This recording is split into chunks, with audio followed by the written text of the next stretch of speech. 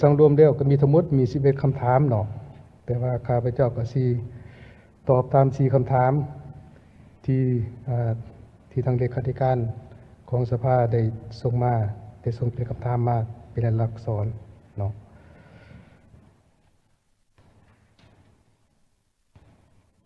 และต่อคำถามและส่วนคำถามอื่นๆที่พี่น้องหั้นที่บรรดาสมาชิกสภาได้ตั้งขึ้นข้าพเจ้าก็สิพยายามสังรวมได้ตอบและก็สิได้สังรวมตอบเป็นลายลักษณ์อักษรมายังคณะเลขาธิการของสภาแห่งชาติเนาะต่อกับคำถามที่1นี้บรรดามาตรการด้านงบประมาณการเงินที่กระทรวงเงินได้วางออกสามารถช่วยแก้ไขสภาพความยุ่งยากทางด้านเงินตราเป็นต้นแม่ตราเงินเฟ้ออัตราแลกเปลี่ยนการนองค่าของเงินกีบและค่าครองชีพที่นับมือสูงขึ้นอันใดเนาะขอชี้แจงดังนี้ก็บ่ฮู้นำกันเลยว่านี่ถึงว่าอัตราแลกเปลี่ยนอัตราเงินเฟ้อ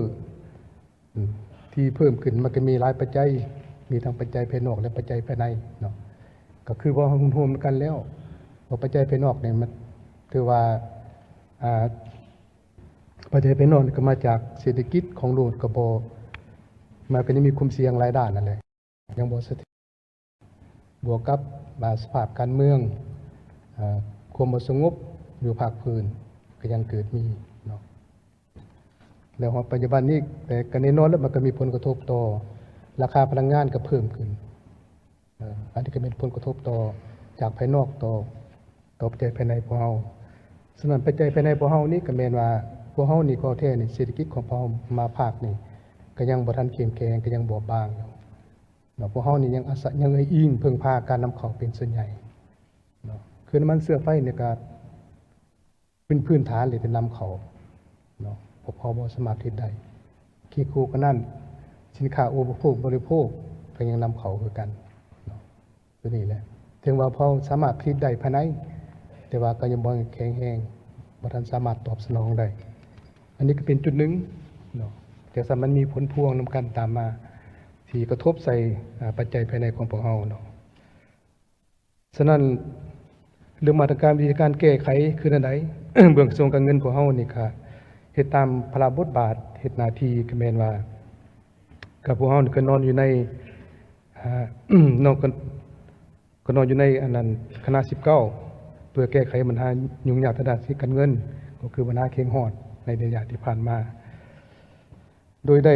พันขยายเป็นหานาเวียกดังนี้ เนาะอันที่1นี่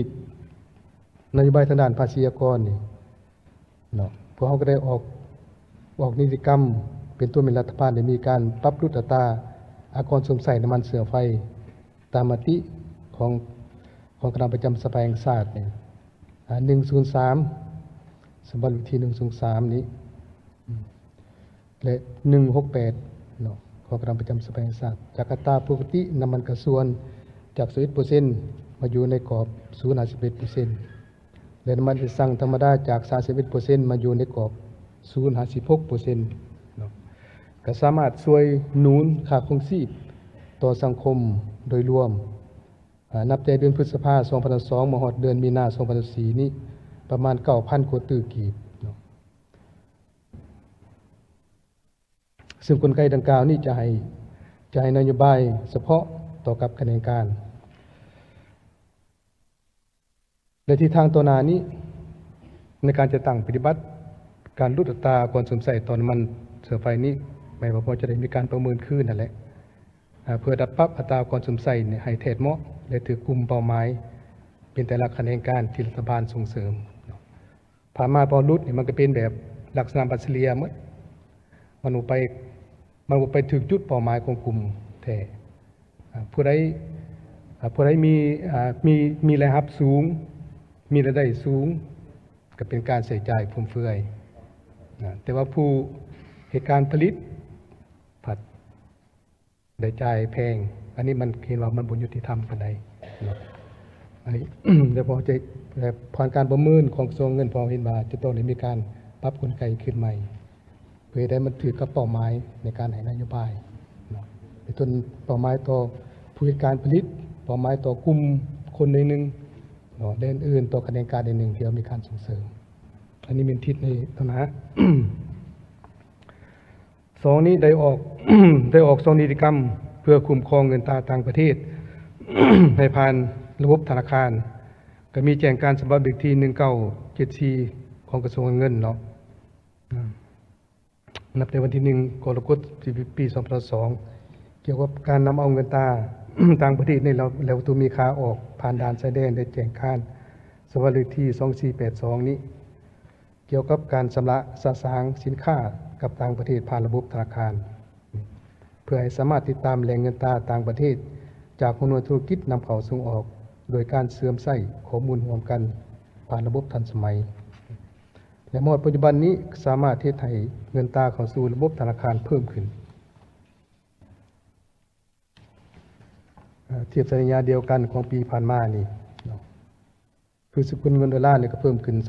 38% และสกุลเงินบาทนี่ก็เพิ่มขึ้น 80% อันนี้ก็เห็นว่าพอปัจจุบันเขาก็ยังสืบต่อในการจัดตั้งปฏิบัติกลไกตัวนี้มีการเสื่อมใส่งงกัน นับแต่คอร์ดนำเข้าจนหอดคอร์ดการชำระสะสางต่อได้ผ่านระบบธนาคารหมด 3. ที่การออกรัฐบัญญัติประธานประเทศฉบับเลขที่03มาโดยการปรับปรุงอัตราอากรสมใช้ของบางประเภทสินค้าเป็นมาตรการหนึ่งที่ช่วยในการคุ้มครองการไหลออกของเงินตราต่างประเทศทั้งเป็นมาตรการหนึ่งที่ต้านการฟุ่มเฟือยเนาะแต่ภาคปฏิบัติตัวจริงเห็นว่ามาตรการดังกล่าวบ่ทันมีประสิทธิผลเท่าที่ควรยังมีบางหมวดสินค้าเพิ่มขึ้นเนาะเช่นเมนูสินค้าพาหนะนี่ก็เพิ่มขึ้นหมวดเครื่องดื่มก็เพิ่มขึ้นและประเภทผลิตภัณฑ์เบียร์ก็เพิ่มขึ้นเทียบสัญญาเดียวกันของปีผ่านมาฉะนั้นในตอนนี้ทางเบื้องคะแนนการเงินจะได้ทบทวนขึ้นนะด้านนโยบายดังกล่าวนี่และจะรวมทั้งกลไกการจะตั้งปฏิบัติตัวจริงและสอดคล้องกับความเป็นจริงขึ้นถึงว่าปัจจุบันเนี่ย เห็นว่าการสวมใส่ตัวสินค้าฟุ่มเฟือยก็ยังเพิ่มขึ้นอยู่รวมทั้งภานะรวมทั้งประเภทอื่นๆก็เพิ่มขึ้นด้วยกันแสดงว่าการสวมใส่ของสังคมนี่ถือว่ายังบ่ได้เข้าร่วมในการประหยัดมัธยัสถ์เถื่อเนาะแสดงมีมาตรการที่แท้เหมาะกว่าเก่าอันที่ 4 นี้การจะตั้งปฏิบัติอัตรากรมูลค่าเพิ่ม จาก 7% มาเป็น 10% ซึ่งเป็นอัตราเก่าที่เคยปฏิบัติผ่านมานี่ได้เริ่มจะตั้งปฏิบัตินับแต่วันที่1เดือนพฤษภาคมเป็นต้นมา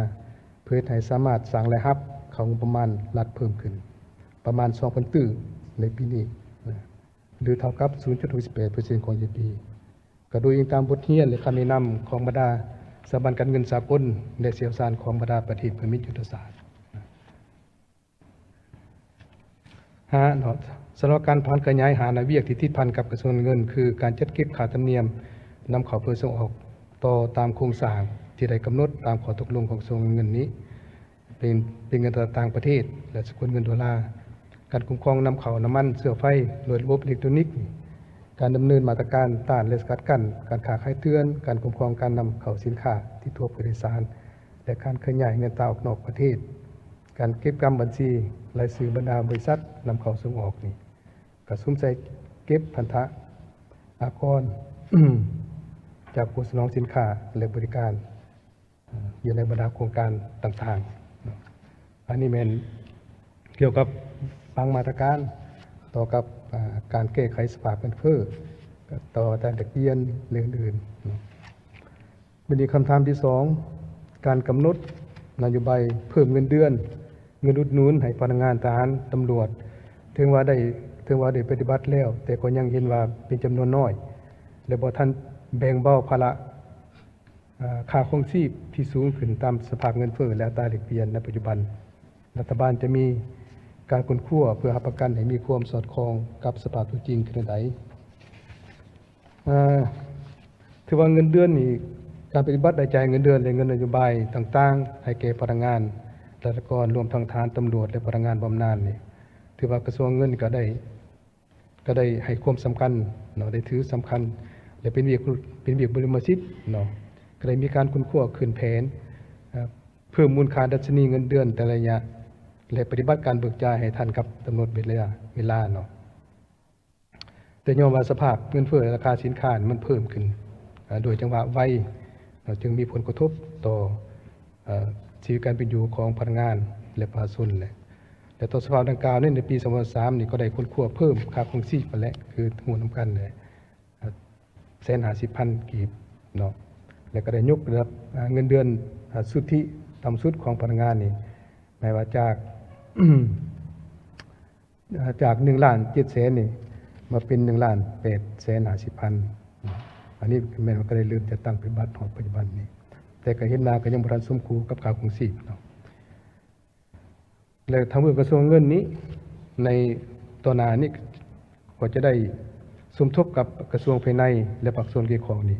จะได้ค้นคว้าปรับโครงสร้างเงินเดือนขึ้นใหม่แหละเพื่อสอดคล้องกับสภาพเศรษฐกิจในปัจจุบันนี้และก็จะได้ค้นคว้าความสามารถการเพิ่มเงินเดือนขึ้นตื่มซึ่งปัจจัยหลักเป็นขึ้นกับรายรับงบประมาณเนาะว่าจะมาแล้วงบประมาณเฮาเนี่ยจะมีความมั่นคงในระดับใดเนาะอันนี้ก็เป็นปัจจัยหนึ่งภาคการค้นคว้าเบื้องต้นนี่คาดว่าจะสู่ส้นยกระดับปรับปรุงเงินนโยบายเงินเดือนต่ำสุดนี่มาอยู่ในระดับ2 ล้าน52.2 ล้านกีบ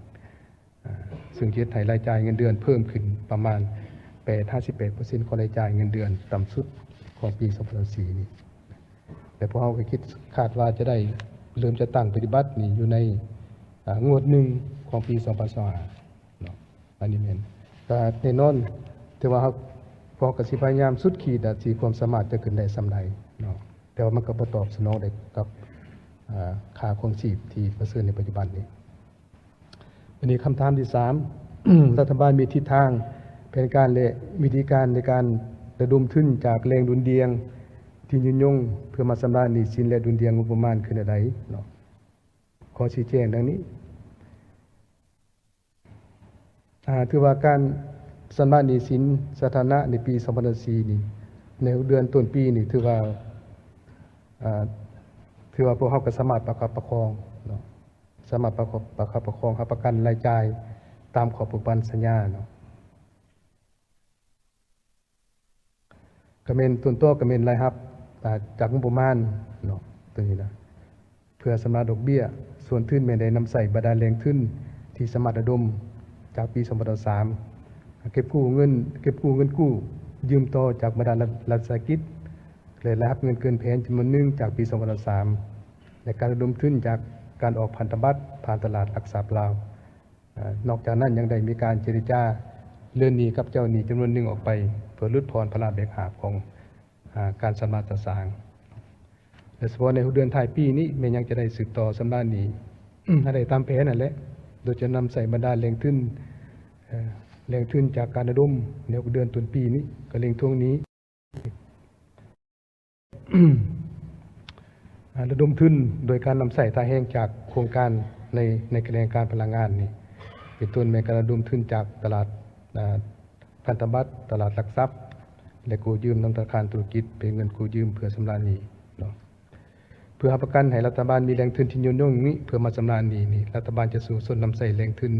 ที่บ่แม่นเงินกู้ยืมนี้เป็นต้นแม่นการสร้างความเข้มแข็งให้บรรดารัฐวิสาหกิจเพื่อประกันให้สามารถเก็บคืนเงินกู้เงินปล่อยกู้ต่อนี้จากบรรดารัฐวิสาหกิจและการระดมทุนโดยการหันและนำใส่ท่าแห้งจากทรัพย์สินนี่แหละและการเพิ่มทวีการเก็บและรับให้หลายขึ้นและลดผ่อนการใช้จ่ายที่บ่จำเป็นเพื่อมีส่วนเหลือไว้ชำระหนี้สินเนาะอันนี้เป็นกลไกและมาตรการปัจจุบันนี้พวกเราก็กำลังดำเนินเพื่อจะเอาทรัพย์สินที่เป็นท่าแห้งนี้เพื่อไปสร้างมูลค่าเพิ่มเนาะไปสร้างมูลค่าเพิ่มและจากเอามูลค่าเพิ่มตัวนี้เพื่อมาเป็นแรงทุนในการชำระหนี้สินเนาะ